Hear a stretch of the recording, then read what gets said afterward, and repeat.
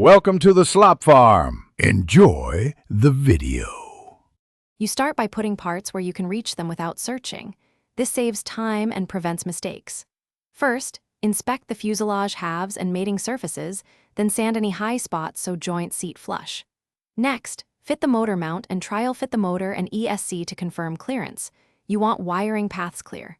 Once done, solder the motor wires to the ESC with heat shrink and test motor spin briefly on bench power, making sure rotation matches your planned prop/EDF orientation. You now integrate controls and power, focusing on alignment and secure mounts. Misaligned servos cause handling issues.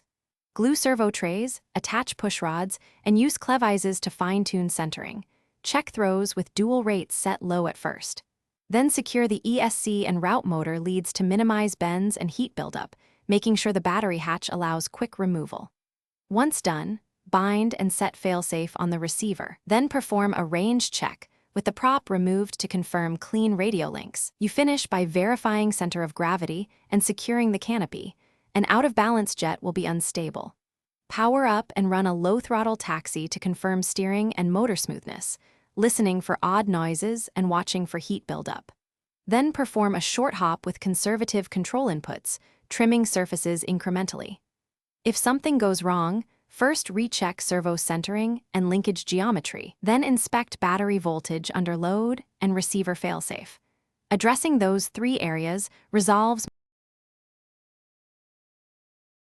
Thanks for watching. Consider subscribing if we helped you today.